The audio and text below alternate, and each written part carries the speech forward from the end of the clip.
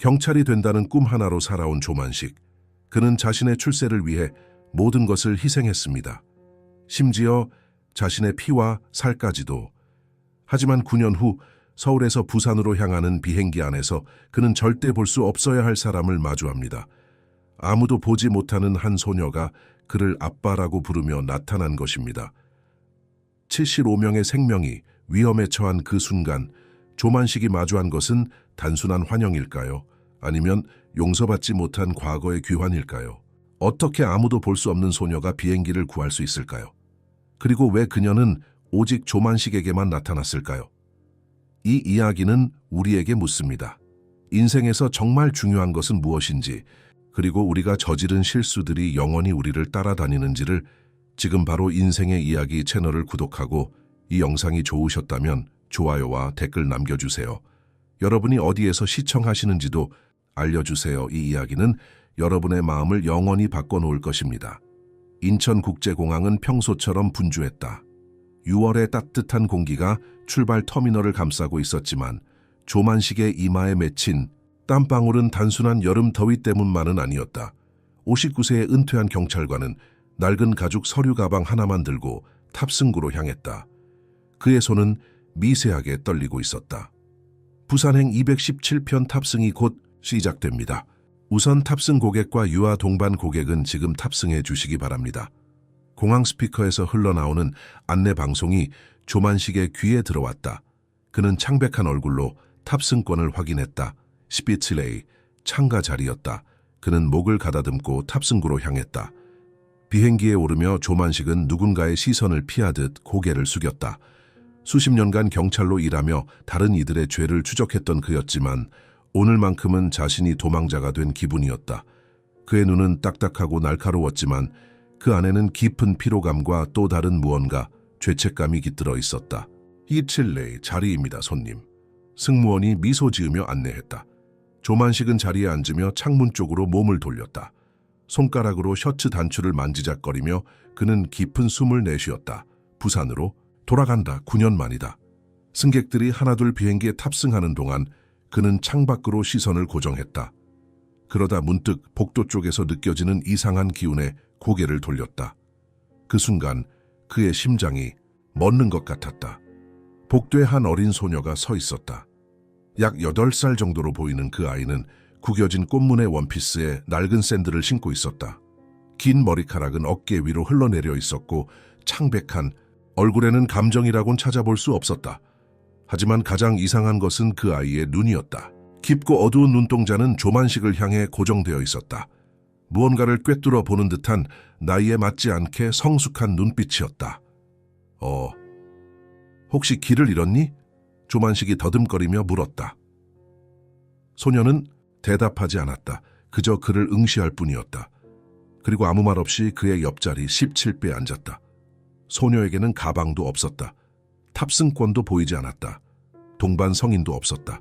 하지만 이상하게도 아무도 그 아이를 신경 쓰는 것 같지 않았다. 지나가던 승무원은 그저 무심하게 미소 지으며 머리 위 수납장을 닫았다. 저기, 내 이름이 뭐니? 조만식이 다시 시도했다. 아이는 여전히 침묵을 지켰다.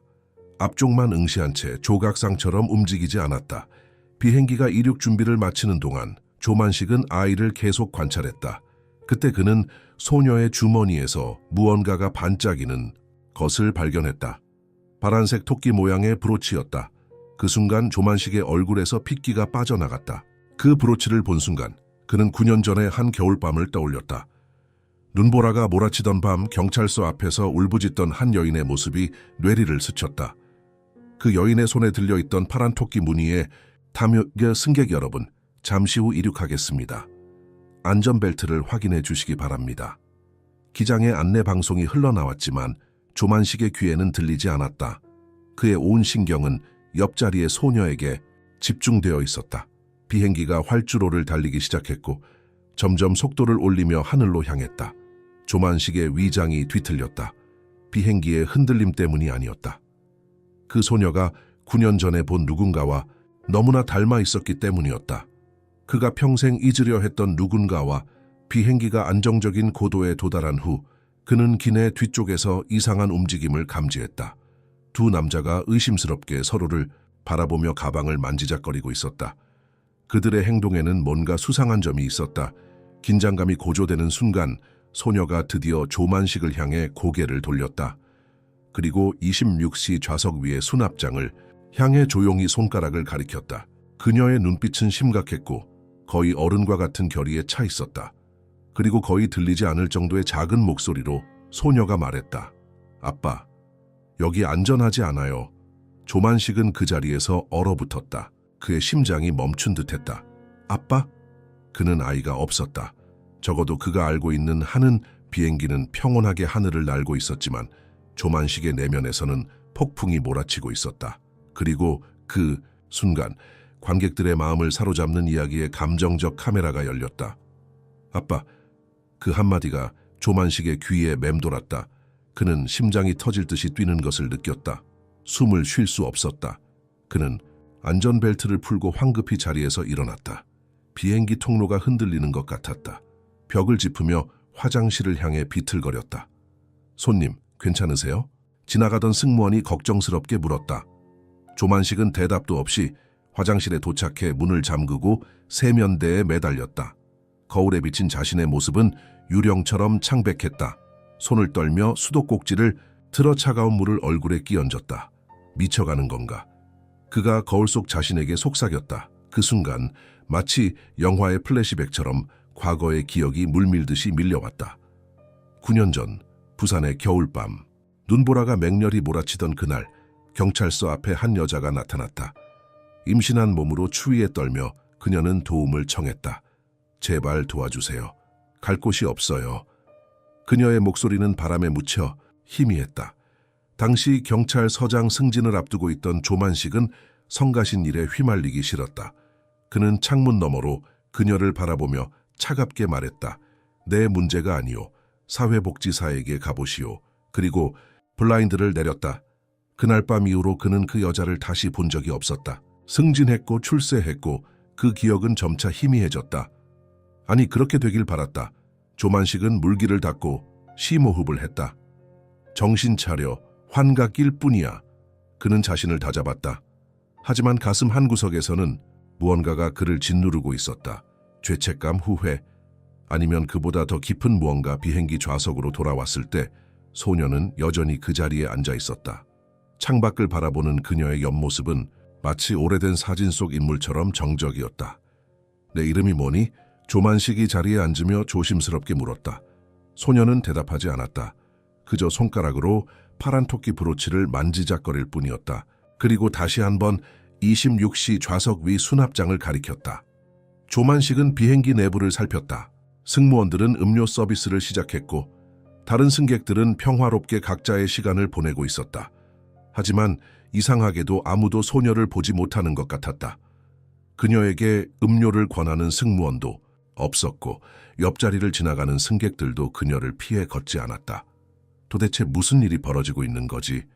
비행기 뒷부분에서 수상한 움직임이 다시 그의 눈에 들어왔다. 아까 본 두 남자 중 한 명이 조용히 휴대폰으로 메시지를 보내고 있었다. 비행 중 휴대폰 사용은 금지되어 있었다. 다른 한 명은 주의를 경계하듯 자주 고개를 돌렸다. 조만식의 오랜 경찰 본능이 경고음을 울렸다.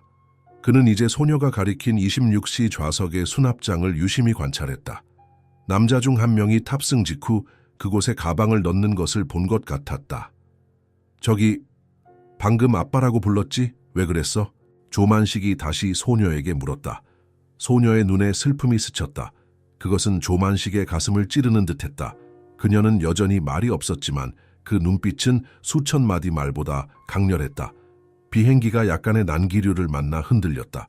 조만식은 팔걸이를 꽉 잡았다. 그때 우연히 소녀의 손등에 작은 점이 있는 것을 발견했다. 세 개의 점이 삼각형 모양으로 배열된 특이한 모반이었다. 순간 그의 호흡이 멈췄다. 9년 전 그 임신한 여자의 손등에도 똑같은 모반이 있었다.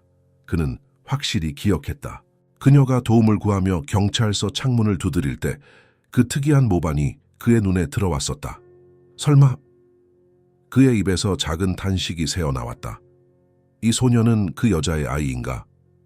그리고 만약 그렇다면 아빠라는 말은 무슨 의미였을까? 그는 그 여자와 어떤 관계도 없었다. 단지 한 번 추운 겨울날 그녀의 도움 요청을 무시했을 뿐이었다. 하지만 깊은 곳에서 그의 양심이 무언가를 속삭였다. 기억하고 싶지 않은 오래전 일.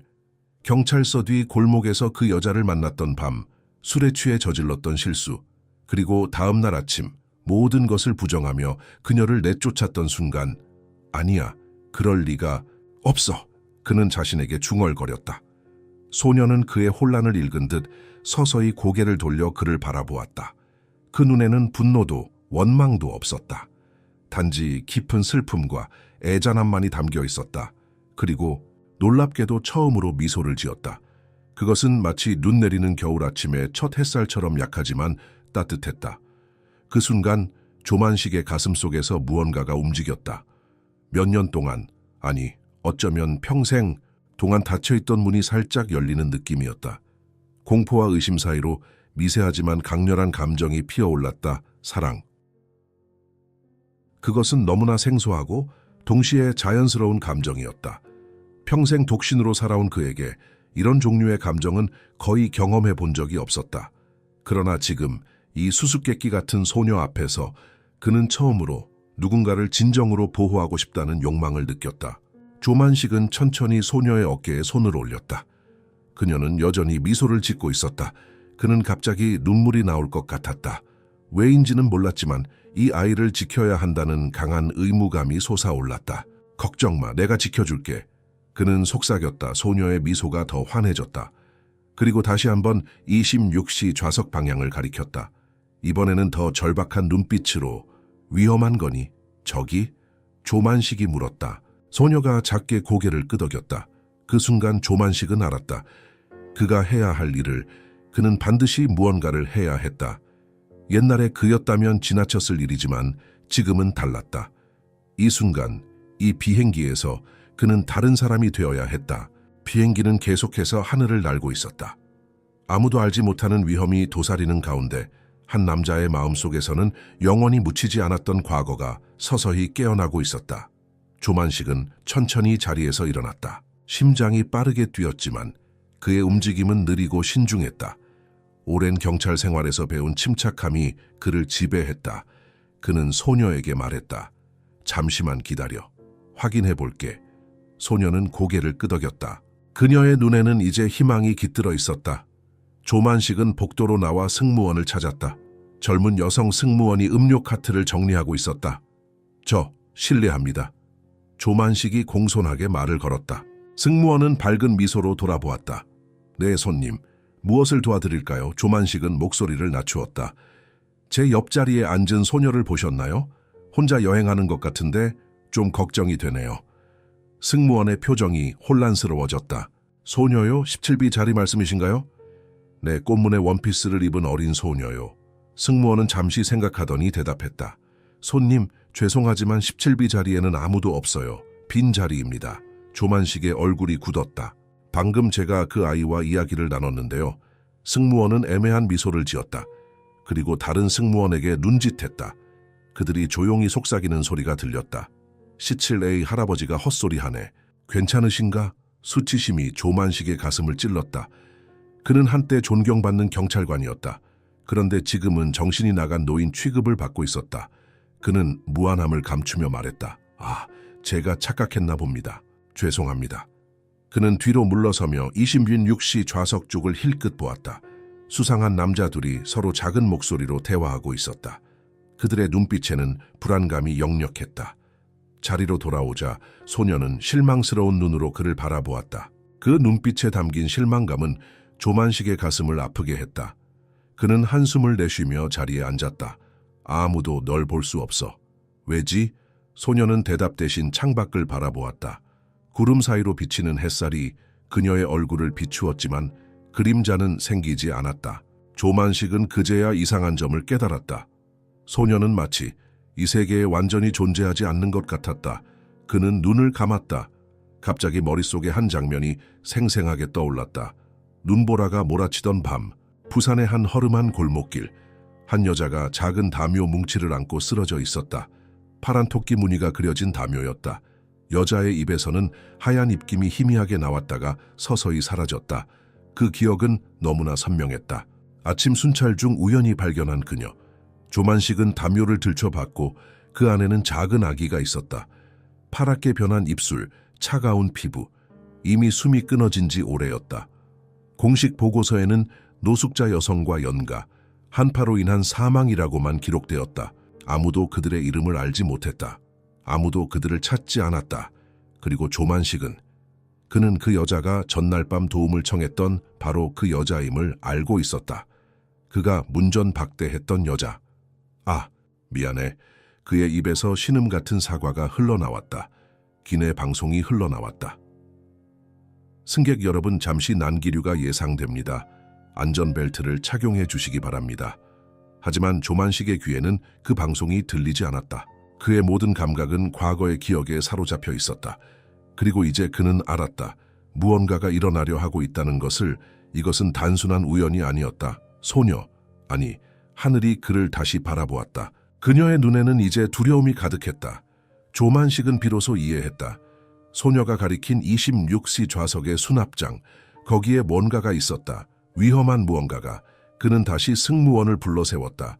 이번에는 더 진지한 표정으로. 죄송합니다만 저는 은퇴한 경찰입니다. 26시 자리 위 수납장에 있는 가방을 확인해 주실 수 있을까요? 수상한 점이 있어 보입니다. 승무원은 미소를 지었지만 그 눈빛은 공허했다. 손님, 저희는 특별한 이유 없이 승객의 소지품을 확인할 수 없습니다. 무슨 문제가 있으신가요?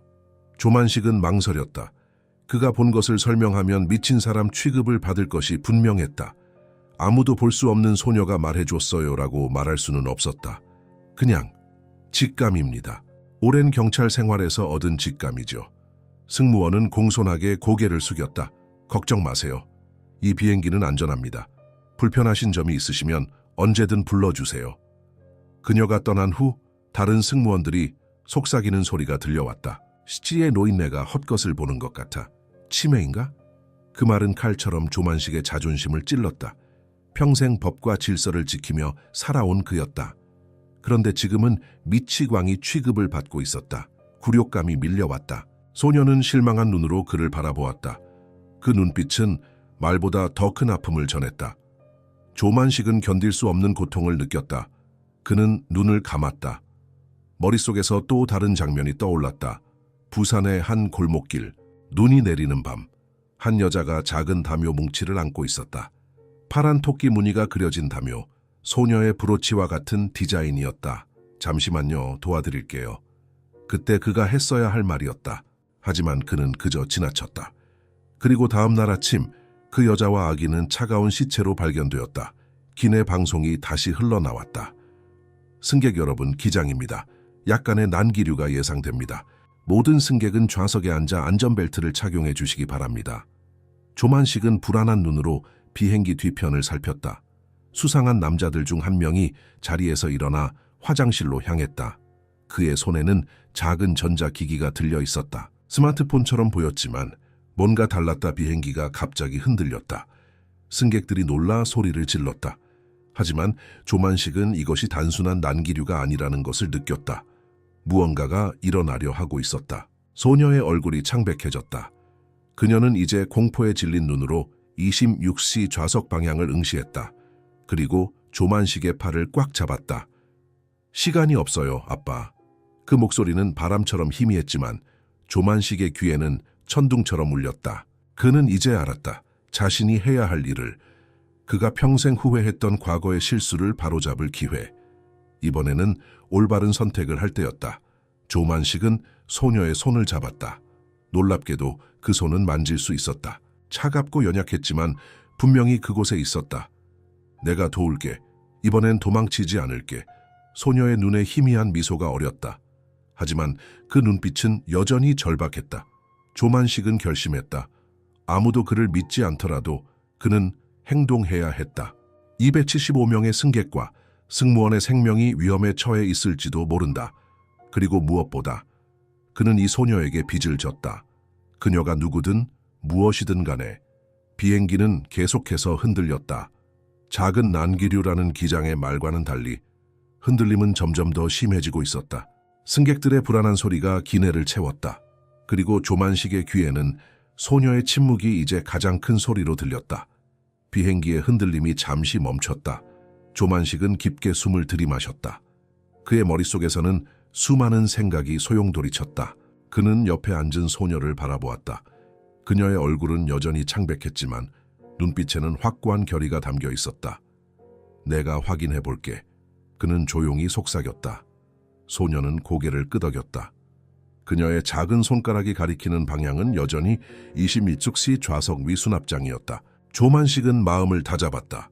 승무원들은 그를 믿지 않았다. 하지만 그는 자신을 믿기로 했다. 30년 동안 경찰로 복무하며 그가 배운 한 가지는 직감을 무시하지 말라는 것이었다. 그는 천천히 자리에서 일어났다. 물 한 병을 들고 비행기 복도를 걸었다. 승객들은 각자의 일에 몰두해 있었다. 영화를 보는 사람, 책을 읽는 사람, 잠을 자는 사람들, 아무도 그에게 관심을 두지 않았다. 6시 좌석에 다가갈수록 그의 심장 박동은 빨라졌다. 그 자리에는 중년 남성이 앉아 있었다. 그는 태블릿으로 영화를 보고 있었고 그 옆자리에는 아무도 없었다. 조만식은 자연스럽게 물병 뚜껑을 열었다가 일부러 흘렸다. 아, 죄송합니다. 그가 크게 말했다. 물이 바닥에 쏟아졌다. 그는 급히 티슈를 꺼내 바닥을 닦기 시작했다. 그 과정에서 우연히 수납장을 열었다. 그리고 그 순간 그의 심장이 거의 멈출 뻔했다. 수납장 안에는 검은색 여행 가방이 있었다. 평범해 보였지만 조만식의 눈에는 불길한 느낌이 들었다. 가방의 잠금 장치 부분에 검은 테이프가 붙어 있었다. 그는 즉시 알아보았다. 폭발물 조사팀에서 사용하는 특수 표식과 비슷했다. 가방 옆면에는 작은 전자장치가 부착되어 있었다. 디지털 숫자가 깜빡이는 것이 보였다. 물 좀 닦으시겠어요? 승무원이 다가와 물었다. 조만식은 재빨리 수납장을 닫았다. 감사합니다. 제가 할게요. 그는 바닥을 닦으며 승무원을 유심히 관찰했다. 젊은 여성이었다. 그녀의 이름표에는 박민지라고 적혀 있었다. 조만식은 물에 젖은 티슈를 모아 그녀에게 건넸다. 그리고 그 과정에서 작은 종이 조각을 그녀의 손에 살짝 쥐어주었다. 이거 좀 버려주시겠어요? 그는 담담하게 말했다. 승무원은 미소를 지으며 고개를 끄덕였다. 조만식은 천천히 자신의 자리로 돌아왔다. 소녀는 기대에 찬 눈으로 그를 바라보고 있었다. 너, 말이 맞았어. 그는 소녀에게 속삭였다. 야, 뭔가 있어. 폭발물 같아 보여. 소녀의 눈이 커졌다. 그녀의 작은 손이 조만식의 팔을 꽉 잡았다. 그것은 마치 유령의 손길 같았다. 차갑지만 분명히 존재했다. 승무원 박민지는 버리러 간 티슈 사이에서 조만식이 건넨 작은 메모를 발견했다. 거기에는 4단어가 적혀 있었다. 폭탄 위험. 조용히 행동하세요. 그녀의 얼굴에서 혈색이 빠졌다. 그녀는 천천히 주위를 둘러보았다. 조만식이 그녀를 응시하고 있었다. 그는 고개를 살짝 끄덕였다. 그녀는 망설임 없이 기장실로 향했다. 몇 분 후 기장의 차분한 목소리가 기내 방송을 통해 흘러나왔다. 승객 여러분, 기상 상황으로 인해 비행 경로를 약간 변경하게 되었습니다. 대구 국제공항에 잠시 착륙한 후 다시 부산으로 향할 예정입니다. 불편을 끼쳐 죄송합니다. 승객들 사이에서 작은 소란이 일었다. 부산까지 비행 시간은 불과 50분. 왜 중간에 대구에 착륙해야 하는지 의문이었다. 하지만 대부분은 날씨 탓이라고 생각하며 불평 없이 받아들였다. 조만식은 이 모든 상황을 날카롭게 지켜보고 있었다. 특히 비행기 뒤쪽에 2 남자가 신경 쓰였다. 그들은 기장의 방송 후 눈에 띄게 긴장했다. 서로 속삭이며 불안한 기색을 감추지 못했다. 저 남자들이 범인인 것 같아? 조만식이 소녀에게 물었다. 소녀는 고개를 끄덕였다. 그녀의 눈에는 두려움이 가득했다. 조만식은 비로소 이해했다. 이것은 단순한 폭발물 위협이 아니었다. 테러였다. 275명의 승객과 승무원의 생명이 위험에 처해 있었다. 승무원들이 이제 조직적으로 움직이기 시작했다. 겉으로는 평소와 다름없어 보였지만 조만식은 그들의 눈빛에서 긴장감을 읽을 수 있었다. 비상 대응 절차가 조용히 진행되고 있었다. 기내 공기가 달라졌다. 아무도 모르는 위험이 도사리고 있는 가운데 비행기는 점점 고도를 낮추고 있었다. 창문 너머로 대구의 풍경이 보이기 시작했다. 그때 비행기 뒤쪽에서 소동이 일어났다. 한 남자가 갑자기 일어나 복도로 뛰쳐나왔다. 움직이지 마, 모두 가만히 있어. 그가 소리쳤다. 순간적으로 기내는 공포에 휩싸였다. 승객들이 비명을 질렀다. 하지만 예상치 못한 일이 벌어졌다. 2명의 승객이 재빨리 그 남자에게 달려들었다. 그들은 군인처럼 훈련된 동작으로 남자를 제압했다. 모두 진정하세요. 저희는 공군 특수부대입니다. 상황은 통제되고 있습니다. 다른 한 명의 수상한 남자도 재빨리 제압되었다. 모든 일이 순식간에 벌어졌다. 승객들은 혼란스러워했지만 곧 안도의 한숨을 내쉬었다. 조만식은 놀라움을 감추지 못했다. 그가 메모를 전달한 후 비행기 내 보안 요원들이 신속하게 대응한 것이었다. 그는 소녀를 바라보았다. 그녀의 얼굴에는 안도의 미소가 어려 있었다. 우리가 해냈어. 조만식이 소녀에게 말했다. 소녀는 처음으로 환하게 웃었다. 그것은 마치 겨울 하늘에 피어나는 벚꽃처럼 아름답고 덧없는 미소였다. 비행기는 안전하게 대구공항에 착륙했다. 테러범들은 공항 경찰에게 인계되었고 폭발물 처리반이 수상한 가방을 안전하게 제거했다. 조사 결과 그것은 실제로 강력한 폭발물이었다. 타이머는 부산 상공에서 폭발하도록 설정되어 있었다. 모든 승객들이 박수를 치며 환호했다. 위험이 지나갔다는 안도감이 기내를 가득 채웠다. 조만식도 안도의 한숨을 내쉬었다. 그는 오랜만에 무언가를 제대로 해냈다는 만족감을 느꼈다. 승무원 박민지가 그에게 다가왔다. 정말 감사합니다, 선생님. 선생님의 기지로 275명의 생명을 구했습니다. 조만식은 겸연쩍게 미소 지었다. 아니요, 제가 한 게 아닙니다. 이 소녀가 먼저 알아챘어요. 그는 옆자리를 가리켰다. 하지만 승무원의 표정이 의아해졌다. 소녀요? 조만식은 놀라서 옆을 바라보았다. 소녀의 자리는 비어 있었다. 그녀는 사라졌다. 그의 가슴 한 구석이 무너져 내리는 것 같았다. 옆에 있던 소녀, 말입니다. 파란 토끼 브로치를 가진 승무원이 혼란스러운 표정으로 말했다. 선생님, 17비 자리는 출발 전부터 계속 비어 있었어요. 조만식은 말문이 막혔다. 그는 소녀의 존재를 확신했다. 그녀와 대화했고 그녀의 손을 잡았다. 그런데 아무도 그녀를 보지 못했다니. 그는 바닥을 살폈다. 파란 토끼 브로치가 자리 밑에 떨어져 있었다. 그는 조용히 그것을 집어들었다. 이건 어떻게 설명하시겠어요? 그는 브로치를 보여주며 물었다. 승무원은 그저 어깨를 으쓱했다. 누군가 두고 간 것 같네요. 비행기는 점검을 마친 후 다시 부산으로 향했다. 모든 승객들은 안도감에 휩싸여 있었다. 하지만 조만식의 마음은 복잡했다. 그는 창밖을 바라보며 생각에 잠겼다. 소녀는 누구였을까? 그녀는 왜 그에게만 보였을까? 그리고 왜 그를 아빠라고 불렀을까? 그는 손바닥에 놓인 파란 토끼 브로치를 바라보았다. 그것은 분명히 실제했다. 그리고 그는 알았다. 이제 부산에 도착하면 반드시 해야 할 일이 있다는 것을, 9년 전의 진실을 찾아야 한다는 것을. 비행기는 하늘을 가로질러 날아갔다. 조만식의 인생은 이미 돌이킬 수 없이 변해 있었다. 그리고 그 변화는 17비 좌석에 앉았던 보이지 않는 소녀로부터 시작되었다. 부산 국제공항에 도착했을 때 하늘은 저녁 노을로 물들어 있었다. 붉은 빛이 활주로를 따뜻하게 감싸고 있었다. 승객들은 안도의 박수를 치며 비행기에서 내렸다. 모두가 자신들이 얼마나 큰 위험에서 벗어났는지 이제야 실감하는 듯했다. 조만식 선생님, 잠시 기다려 주시겠어요? 기장이 직접 조만식에게 다가왔다.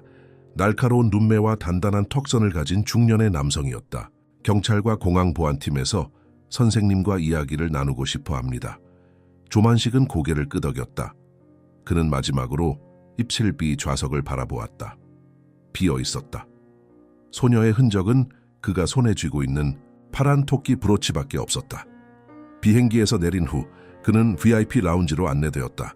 그곳에는 이미 몇 명의 사람들이 기다리고 있었다. 경찰 제복을 입은 사람들, 정장 차림의 국정원 요원으로 보이는 사람들, 그리고 승무원들. 조만식 씨, 정말 대단하십니다. 제복을 입은 한 경찰관이 그에게 다가와 인사했다. 오늘 275명의 생명을 구하셨습니다. 모두가 그를 영웅처럼 대했다. 박수가 터져 나왔다. 조만식은 당혹스러웠다. 그는 영웅이 아니었다. 그저 소녀의 지시를 따랐을 뿐이었다. 저는 그저 그가 말을 시작했지만 목이 메어 더 이상 말을 잇지 못했다. 설명해 주세요. 저기서 어떻게 폭발물을 발견하셨나요? 국정원 요원으로 보이는 여성이 물었다. 조만식은 깊은 숨을 들이마셨다. 진실을 말해야 할까? 아무도 보지 못한 소녀에 대해 그는 잠시 망설였다. 하지만 그는 평생 경찰로 살아왔다. 사실만을 말하는 것이 그의 원칙이었다. 제 옆자리에 소녀가 있었습니다. 그녀가 저에게 알려줬어요. 방 안이 조용해졌다. 모두가 그를 의아한 눈으로 바라보았다. 소녀요? 경찰관이 물었다. 승객 명단에 없는데요. 저도 압니다. 하지만 그녀는 분명히 그곳에 있었어요. C7B 자리에요. 박민지 승무원이 앞으로 나섰다. 죄송합니다만 17B 자리는 출발부터 도착까지 비어 있었습니다. 제가 직접 확인했어요. 조만식은 혼란스러웠다. 그럴 리가 없어요. 그녀와 대화했어요. 그녀가 26시 좌석 위 수납장을 가리켰고 그곳에 폭발물이 있다고 말했어요. 사람들은 서로를 바라보며 의미심장한 눈빛을 교환했다. 조만식은 그들의 생각을 읽을 수 있었다. 그들은 그가 미쳤다고 생각하는 것 같았다. 혹시 그 소녀의 이름을 아시나요? 기장이 조심스럽게 물었다. 조만식은 고개를 저었다. 이름은 모릅니다. 하지만 그녀는 저를 아빠라고 불렀어요. 이 말에 방 안의 공기가 더욱 무거워졌다. 국정원 요원이 앞으로 나섰다. 조만식 씨, 선생님께서는 자녀가 없으신 걸로 알고 있습니다. 네, 그렇습니다. 그런데 왜 낯선 소녀가 선생님을 아빠라고 불렀을까요? 조만식은 주머니에서 파란 토끼 브로치를 꺼냈다. 이것만 알아요. 그녀가 이 브로치를 가지고 있었어요. 그리고 그녀의 손등에는 3개의 점이 삼각형 모양으로 있었어요. 그 말을 듣자 방 안에 누군가가 날카롭게 숨을 들이마셨다. 나이든 남성 승무원이었다. 그게 무슨 의미인가요? 조만식이 물었다. 승무원은 망설이더니 대답했다. 9년 전 부산에서 한 여자와 어린 소녀가 동사했던 사건이 있었습니다. 여자는 노숙자였고 소녀는 그녀의 딸이었죠. 제 형이 그 사건의 담당 경찰이었어요. 그 소녀의 손등에는 특이한 점이 있었다고 했습니다. 3개의 점이 삼각형 모양으로 조만식의 얼굴이 창백해졌다. 그는 그 사건을 기억했다. 아니, 평생 잊지 못했다. 그가 외면했던 여자와 아이, 그들이 얼어 죽은 채 발견된 그날. 그 소녀의 이름은 무엇이었죠? 그의 목소리가 떨렸다. 하늘이었습니다. 김하늘. 조만식은 그 자리에 주저앉고 싶었다. 하늘. 그 이름은 그의 가슴을 찔렀다. 9년 전 그가 발견한 작은 시체의 이름표에 적혀있던 그 이름. 하늘. 그는 속삭였다. 회의는 더 이상 진행되지 않았다. 조만식은 자신이 본 것이 무엇인지 확신할 수 없었다. 환각? 유령? 아니면 단순한 죄책감의 표현? 그는 알 수 없었다. 하지만 한 가지는 확실했다. 그 소녀 하늘이가 아니었다면 275명의 사람들이 목숨을 잃었을 것이다. 다음 날 아침 모든 신문과 뉴스는 217편 비행기의 기적적인 구출 소식을 보도했다. 전직 경찰관 폭발물 발견해 275명 구해라는 헤드라인이 전국을 뒤덮었다. 조만식은 갑자기 유명인사가 되었다. 하지만 그는 그 관심이 불편했다. 그는 영웅이 아니었다. 오히려 그 반대였다. 9년 전 그는 한 여자와 아이를 외면했다. 그리고 그들은 추위 속에서 죽었다. 그 죄책감은 평생 그를 따라다녔다. 조만식은 부산에 머물기로 했다. 그는 9년 전의 진실을 찾아야 했다. 그는 경찰서 기록보관소를 방문했다. 자신이 한때 일했던 곳이었다. 동료들은 그를 영웅으로 맞이했지만 그는 그저 예전 파일을 찾고 싶다고 말했다. 2016년 1월 15일 노숙자 여성과 아동 동사 사건이요. 서류가 그의 앞에 놓였다. 그것은 얇은 파일이었다. 아무도 신경 쓰지 않았던 사건. 그는 천천히 페이지를 넘겼다. 그리고 마지막 페이지에서 그는 숨을 멈췄다. 사진 한 장이 있었다. 작은 소녀의 사진, 하늘이었다. 비행기에서 그가 본 바로 그 소녀였다. 같은 눈, 같은 표정, 같은 슬픔. 조만식의 손이 떨렸다. 파일에는 하늘의 생년월일이 적혀 있었다. 그녀는 6살이었다. 그리고 친부는 미상으로 기록되어 있었다. 이건 말이 안 돼. 그가 중얼거렸다. 하지만 이어지는 페이지에서 더 충격적인 사실이 드러났다. 하늘의 어머니 김미영은 조만식이 근무했던 경찰서에 여러 번 찾아왔었다. 도움을 요청했지만 모두 거절당했다. 그리고 마지막 방문 기록은 그들이 숨진 날로부터 하루 전이었다. 오 하느님, 조만식은 자신의 서명이 있는 보고서를 발견했다. 그는 직접 김미영을 쫓아냈다. 경찰서 기록에 따르면 김미영은 아이의 아버지를 찾고 있었다. 그 아버지는 경찰이었다. 조만식의 세계가 무너져 내렸다. 그는 모든 것을 기억해냈다. 9년 전 술에 취해 저지른 실수, 그리고 그 후 김미영이 임신 사실을 알리러 왔을 때 그는 그녀를 부정했다. 자신의 출세를 위해 그녀를 내쫓았다. 그리고 결국 그녀와 아이는 거리에서 죽었다. 하늘, 내 딸이었어. 그는 절규했다. 그의 눈에서 뜨거운 눈물이 흘러내렸다.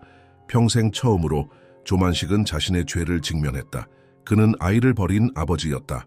그리고 그 아이는 죽은 후에도 그를 찾아와 275명의 생명을 구했다. 부산의 겨울바람이 조만식의 뺨을 때렸다. 경찰서를 나온 그는 무거운 발걸음으로 해변가로 향했다. 손에는 하늘의 파일을 꼭 쥐고 있었다. 9년 전의 진실이 담긴 서류들, 그가 필사적으로 묻으려 했던 과거가 이제 그의 눈앞에 적나라하게 펼쳐져 있었다. 해변에 도착한 조만식은 벤치에 주저앉았다. 겨울바다는 차갑고 회색빛이었다. 마치 그의 영혼처럼 그는 다시 한번 파일을 펼쳤다. 하늘의 사진을 바라보았다. 그녀의 눈은 슬프지만 맑았다. 비행기에서 그를 바라봤던 바로 그 눈이었다. 내가 무슨 짓을 한 거지? 그는 바다를 향해 중얼거렸다. 파일 속에는 더 많은 것들이 있었다. 하늘의 학교 기록, 짧지만 의료 기록, 그리고 그녀의 어머니 김미영의 진술서들. 그중 하나는 조만식의 가슴을 더욱 아프게 했다. 저는 조만식 경위가 제 아이의 아버지라고 확신합니다. 그는 이를 부정하지만 DNA 검사를 통해 진실을 밝히고 싶습니다. 그러나 그 요청은 거절되었다. 당시 조만식은 이미 서장 승진을 앞두고 있었고 그의 상관들은 이 골치 아픈 문제를 조용히 덮기로 했다. 그리고 조만식도 그도 침묵했다. 자신의 출세를 위해 진실을 묻었다. 죄송합니다. 여기 앉아도 될까요? 조만식은 놀라 고개를 들었다. 노인 한 명이 벤치 옆에 서 있었다. 흰 머리에 주름진 얼굴, 그러나 그 눈은 여전히 생생했다. 네, 물론이죠. 조만식이 자리를 내주며 대답했다. 노인은 그의 옆에 앉았다. 잠시 바다를 바라보던 노인이 말했다. 슬픔이 깊으시군요. 조만식은 놀랐다. 노인이 어떻게 그의 마음을 읽은 것일까? 그게, 네, 그렇습니다. 노인은 미소 지었다. 제가 오랫동안 부산 대청동 보육원에서 일했거든요. 슬픔에 잠긴 눈을 많이 봐왔습니다. 조만식의 심장이 빠르게 뛰기 시작했다. 대청동 보육원, 그곳은 하늘이 마지막으로 있었던 곳이었다. 파일에 그렇게 적혀 있었다. 혹시 대청동 보육원이요? 9년 전에도 거기 계셨나요? 노인의 눈이 반짝였다. 네, 40년 넘게 그곳에 있었지요. 작년에 은퇴했습니다. 조만식은 목이 메었다. 혹시 김하늘이라는 아이를 기억하십니까? 9년 전에 노인의 표정이 순간 굳었다. 그는 깊은 한숨을 내쉬었다. 하늘이, 물론 기억합니다. 어떻게 잊을 수 있겠습니까? 조만식은 파일을 내려놓고 두 손으로 얼굴을 감쌌다. 이것은 우연일까? 아니면 운명일까? 저는 그 아이의 아버지입니다. 그의 목소리가 떨렸다. 노인은 놀라지 않았다. 그저 깊은 이해의 눈빛으로 조만식을 바라보았다. 알고 있었습니다. 조만식은 놀라 고개를 들었다. 뭐라고요? 하늘이의 어머니가 보육원에 자주 왔었어요. 아이를 데리러 오기 전에. 그녀는 당신의 이름을 말했습니다. 경찰이라고 했지요. 조만식의 가슴이 무너져 내렸다. 김미영은 끝까지 그를 찾고 있었던 것이다. 하지만 그는 숨었다. 하늘이는 어땠나요? 그는 간신히 물었다. 노인의 눈에 눈물이 고였다. 특별한 아이였어요. 조용했지만 눈빛이 맑았죠. 그리고 항상 창문 밖을 바라보았어요. 마치 누군가를 기다리는 것처럼. 그 말은 조만식의 가슴을 찔렀다. 하늘은 그를 기다리고 있었다. 하지만 그는 결코 오지 않았다. 이것을 가지고 계십시오. 노인이 주머니에서 작은 봉투를 꺼냈다. 하늘이가 남긴 거예요. 어머니와 함께 나가기 전에 저에게 맡겼죠. 아빠가 오면 주세요라고 말하면서요. 조만식은 떨리는 손으로 봉투를 받았다. 그의 눈에서 눈물이 흘러내렸다. 감사합니다. 정말 감사합니다. 노인은 일어섰다. 운명이란 이상한 것입니다. 오늘 이 벤치에 앉아있던 것도 당신을 만난 것도 하늘이가 원했던 일인지도 모르지요. 노인은 천천히 걸어가기 시작했다. 조만식은 그를 바라보았다. 잠시 후 노인의 형체가 해변의 안개 속으로 사라졌다. 마치 환상처럼 조만식은 떨리는 손으로 봉투를 열었다. 안에는 작은 편지와 사진 한 장이 들어있었다. 서툰 아이 글씨로 쓰여진 편지였다. 아빠에게 하늘이 보고 싶어요. 엄마는 아빠가 바쁘다고 해요. 하지만 하늘이는 기다릴 수 있어요. 언젠가 아빠가 하늘이를 보러 올 거예요. 그때 하늘이도 아빠를 알아볼 수 있을까요?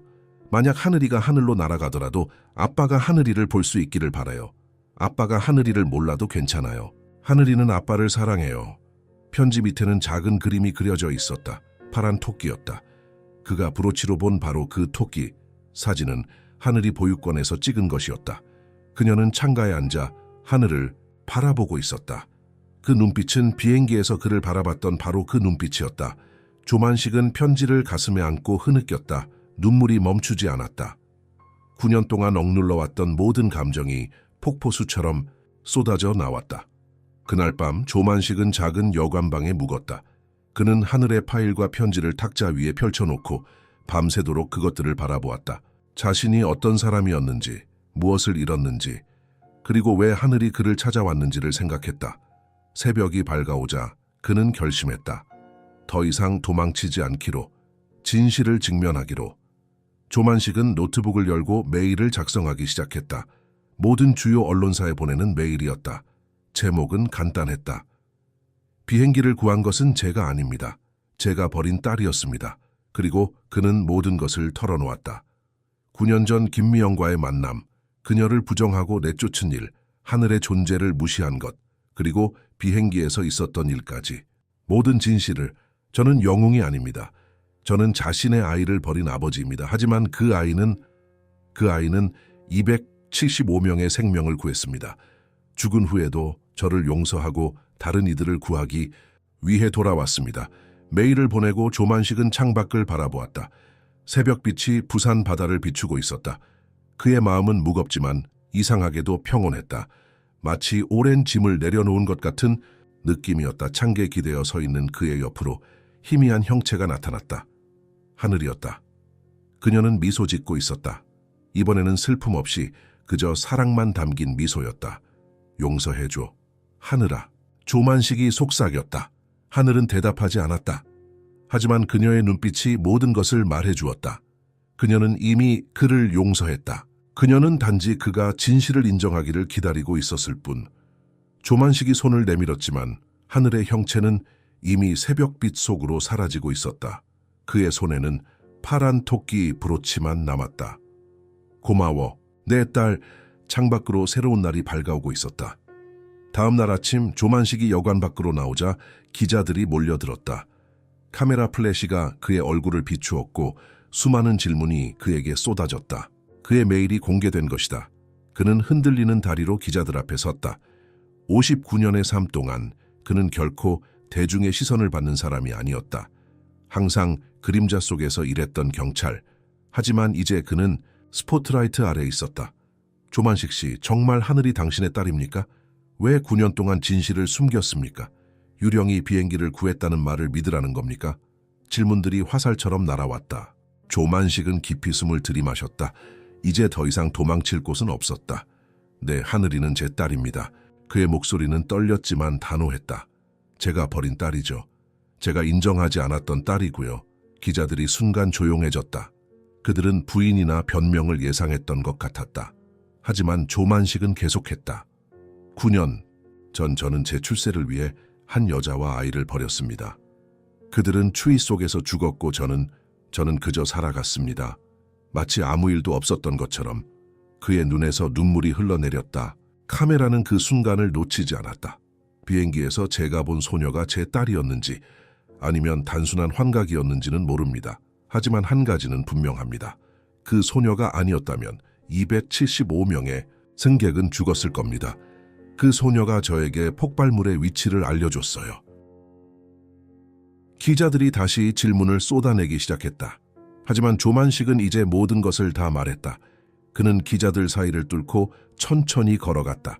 목적지가 있었다. 대청동 보육원이었다. 몇 시간 후 조만식의 고백은 전국적인 뉴스가 되었다. 영웅 경찰의 충격적 고백, 내가 버린 딸이 비행기를 구했다라는 헤드라인이 모든 뉴스 채널을 장식했다. 사람들의 반응은 양극화되었다. 일부는 그를 비난했고 다른 일부는 그의 용기를 칭찬했다.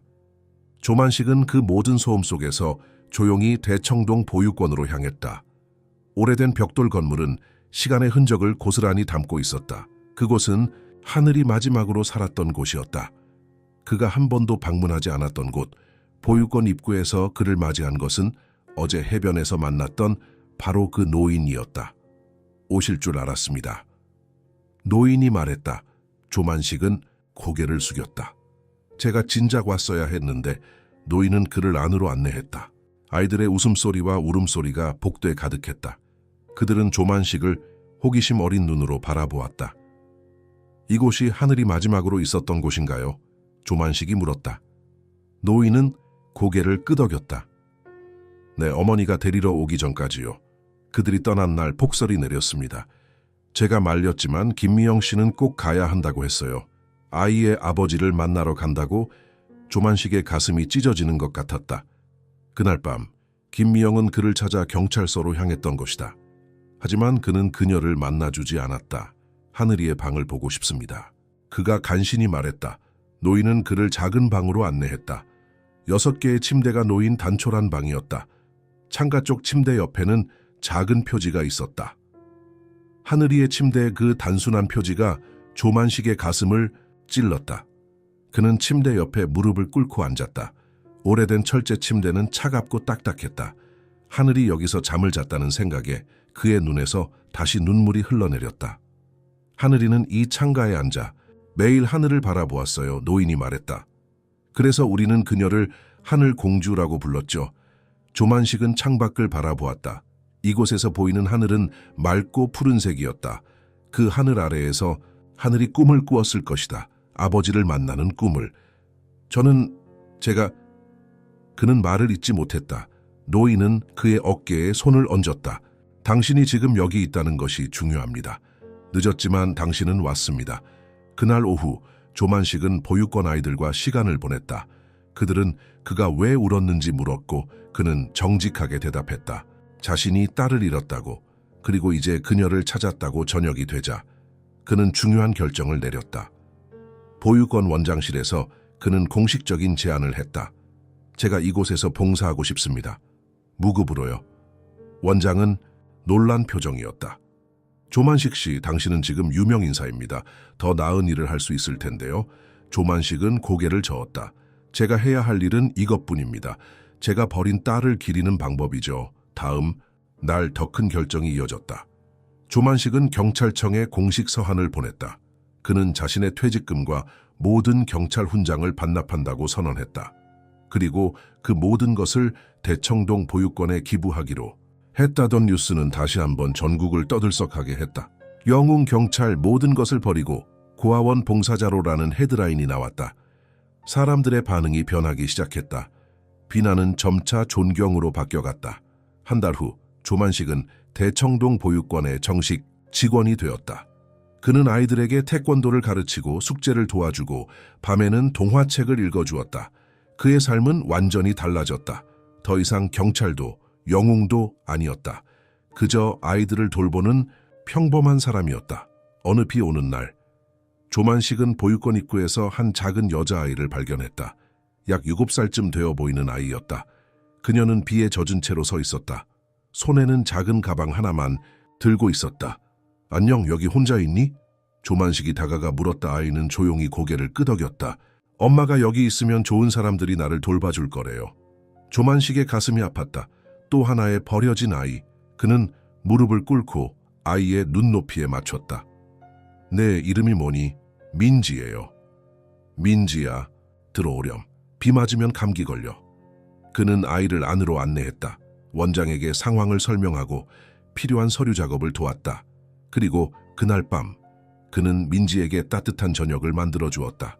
민지가 식사를 하는 동안 조만식은 그녀가 무언가를 꼭 쥐고 있는 것을 발견했다. 작은 브로치였다. 그의 심장이 멈출 것 같았다. 그것은 파란 토끼 브로치였다. 하늘의 것과 똑같은 모양이었다. 그 브로치 어디서 얻었니? 그가 떨리는 목소리로 물었다. 민지는 미소 지었다. 길에서 주웠어요. 예쁘죠? 조만식은 그저 고개를 끄덕였다. 그의 눈에서 눈물이 흘러내렸다. 민지는 의아한 표정으로 그를 바라보았다. 왜 울어요? 슬퍼요? 조만식은 천천히 고개를 저었다. 아니, 행복해서 그래. 민지는 웃으며 물었다. 아저씨는 제 새 아빠인가요? 그 질문은 조만식의 가슴을 찔렀다. 그는 잠시 말을 잊었다. 그리고 천천히 대답했다. 그러고 싶다면 그럴 수 있어. 민지의 얼굴에 밝은 미소가 번졌다. 그녀는 자리에서 일어나 조만식에게 달려가 안겼다. 그것은 작고 따뜻한 포옹이었다. 조만식은 그녀를 꼭 안았다. 눈물이 멈추지 않았다. 창밖으로 비가 그치고 맑은 하늘이 모습을 드러내기 시작했다. 그리고 그 순간 조만식은 확신했다. 하늘이 그를 용서했다는 것을. 그리고 이제 그에게 두 번째 기회를 주고 있다는 것을. 그날 밤 조만식은 민지에게 동화책을 읽어주었다. 그리고 그녀가 잠든 후 그는 창가에 앉아 밤하늘을 바라보았다. 거기에는 수많은 별이 빛나고 있었다. 그 중 하나가 특별히 밝게 빛나는 것 같았다. 고마워 하늘아. 그는 속삭였다. 5년이 흘렀다. 광주의 햇살이 대청동 보육원의 정원을 따스하게 비추고 있었다. 벚꽃이 만개한 봄날이었다. 조만식, 이제 64세가 된 그는 보육원 벤치에 앉아 아이들이 뛰노는 모습을 지켜보고 있었다. 그의 얼굴에는 깊은 주름이 패여 있었지만 눈빛은 맑고 평온했다. 세월이 그에게 지혜와 평화를 가져다 준 것 같았다. 아빠. 12살이 된 민지가 그에게 달려왔다. 그녀의 손에는 학교에서 받아온 상장이 들려 있었다. 정교 글짓기 대회에서 1등했어요. 조만식은 환하게 웃으며 민지를 품에 안았다. 3년 전 그는 민지를 공식적으로 입양했다. 오랜 경찰 경력과 보육원에서의 봉사 덕분에 입양 절차는 순조롭게 진행되었다. 그리고 이제 그들은 진정한 가족이 되었다. 우와, 우리 민지가 정말 대단하구나. 그가 상장을 살펴보며 말했다. 무슨 주제로 글을 썼어? 민지는 약간 수줍게 미소 지었다. 하늘에 대해서요. 조만식의 심장이 한 박자 뛰었다. 하늘? 네, 내가 본 가장 아름다운 하늘이라는 제목이었어요. 제가 꿈에서 본 파란 하늘 이야기를 썼어요. 조만식은 깊은 숨을 들이마셨다. 민지는 하늘이에 대해 모른다.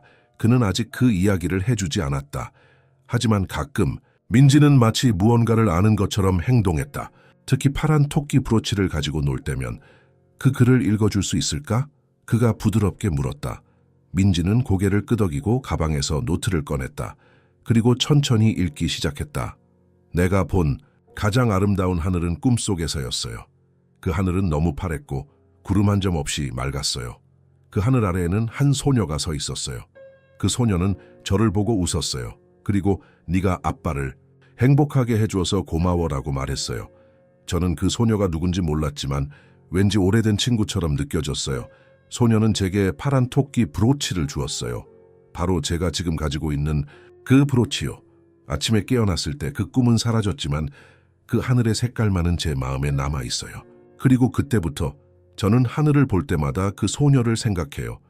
어디선가 저를 지켜보고 있을 것 같아요. 조만식의 눈에서 눈물이 흘러내렸다. 민지는 놀라서 그를 바라보았다. 아빠, 왜 울어요? 제 글이 그렇게 슬펐어요? 조만식은 고개를 저었다.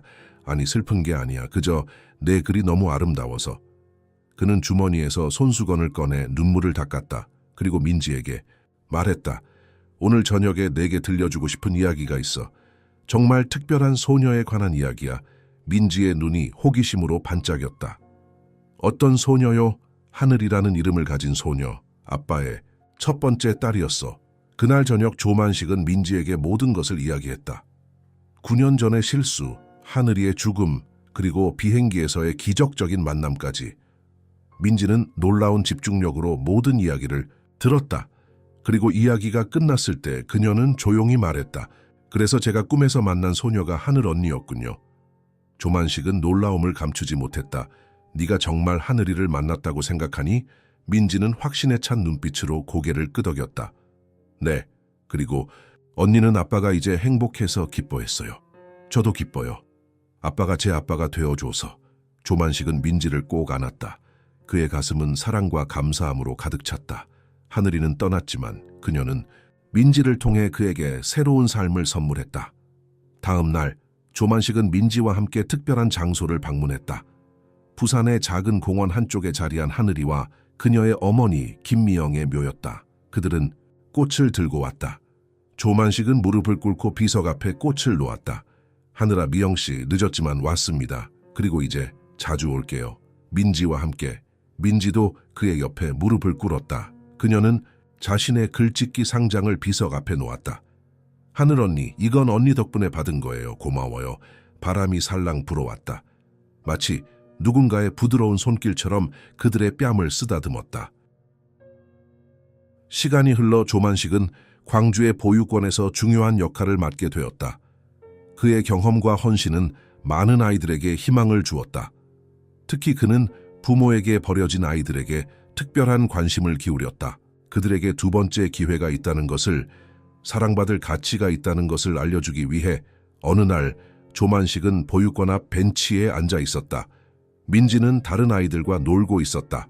그의 주머니에는 여전히 파란 토끼 브로치가 있었다. 그것은 이제 그의 부적과 같은 존재가 되었다. 갑자기 한 노부부가 보육원 입구에 나타났다. 그들은 조심스럽게 안으로 들어왔다. 조만식은 일어나 그들을 맞이했다. 안녕하세요. 무엇을 도와드릴까요? 남자가 말했다. 저희는 손녀를 찾고 있습니다. 14년 전 저희 딸이 아이를 낳고 사고로 세상을 떠났습니다. 그때 아이는 보육원으로 보내졌는데 최근에야 그 사실을 알게 되었습니다. 조만식의 가슴이 뛰었다. 아이의 이름이 어떻게 되나요? 김민지라고 합니다. 시간이 멈춘 것 같았다. 조만식은 멍하니 그들을 바라보았다. 민지, 그의 민지. 그녀에게는 가족이 있었던 것이다. 며칠 후 DNA 검사 결과가 나왔다. 노부부는 정말로 민지의 외조 부모였다. 조만식의 마음은 복잡했다. 한편으로는 민지를 떠나보내야 한다는 생각에 가슴이 찢어졌다.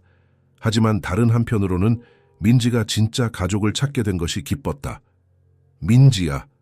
그는 조용히 민지를 불렀다. 내 진짜 할아버지, 할머니가 널 찾아왔어. 민지의 눈이 커졌다. 정말요? 하지만 아빠는요? 조만식은 고개를 숙였다. 그분들이 너의 진짜 가족이야. 네 엄마의 부모님이시지. 민지는 잠시 생각하더니 고개를 저었다. 아니요. 아빠가 제 진짜 아빠예요. 그분들은 저의 가족이 될 수 있지만 아빠는 항상 제 아빠로 남을 거예요. 그 말은 조만식의 마음을 녹였다. 그는 민지를 꼭 안았다. 결국 그들은 타협점을 찾았다. 민지는 조만식과 함께 살면서 주말에는 외조부모를 방문하기로 했다. 모두가 민지의 가족이 되기로 한 것이다. 그리고 오늘 벚꽃이 만개한 이 봄날, 조만식은 보육원 벤치에 앉아 인생을 돌아보고 있었다. 주머니에는 여전히 파란 토끼 브로치가 있었다. 그는 그것을 꺼내 햇살 아래 바라보았다. 푸른빛이 반짝였다. 멀리서 민지의 웃음소리가 들려왔다. 그녀는 다른 아이들과 함께 놀고 있었다. 그녀의 웃음소리는 마치 천상의 음악처럼 그의 귀에 울렸다. 카메라가 천천히 뒤로 물러나며 보육원 정형이 보인다. 아이들로 가득한 정원 벚꽃나무. 그리고 그 가운데 앉아있는 조만식. 그의 얼굴에는 평화로운 미소가 어려있다. 내레이션이 흐른다. 부드럽고 따뜻한 여성의 목소리. 어떤 아이들은 이 세상에 잠시만 머무릅니다. 하지만 그들이 순간적으로 하는 일은 많은 사람들이 평생 동안 하지 못하는 일을 바꿉니다. 아무도 보지 못한 소녀는 비행기만 구한 것이 아닙니다. 한 남자의 심장을 구했습니다. 그리고 그 남자를 통해 많은 아이들의 삶을 바꾸었습니다. 인생은 때로는 가장 어두운 순간에서 가장 밝은 빛을 발견하게 합니다. 조만식에게 그 빛은 하늘이었습니다. 비록 그는 그녀를 너무 늦게 알아보았지만 그녀는 그를 용서했고 그에게 두 번째 기회를 주었습니다. 사랑을 통해 구원받는 기회를. 화면이 천천히 하늘로 옮겨간다. 맑고 푸른 하늘, 그리고 멀리서 들려오는 아이의 웃음소리가 점점 희미해진다. 어떤 사람들은 천사를 믿지 않습니다. 하지만 가끔 우리가 가장 필요로 할 때 그들은 우리를 찾아옵니다. 때로는 우리가 버린 것들의 모습으로. 페이드 아웃. 우리는 모두 인생에서 선택의 기로에 섭니다. 조만식처럼 자신의 편안함과 성공을 위해 다른 이들을 외면할 수도 있고, 혹은 타인을 위해 희생을 선택할 수도 있습니다. 여러분이라면 어떤 선택을 했을까요? 자신의 출세를 위해 모든 것을 희생했던 그의 모습에서 우리는 각자의 삶을 돌아보게 됩니다. 우리도 모르는 사이에 누군가에게 상처를 주고 있지는 않은지, 그리고 그 상처가 얼마나 깊은 흔적을 남기는지.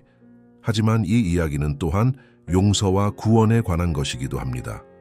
하늘이는 아버지를 미워하지 않았습니다. 오히려 그를 구하기 위해 돌아왔습니다.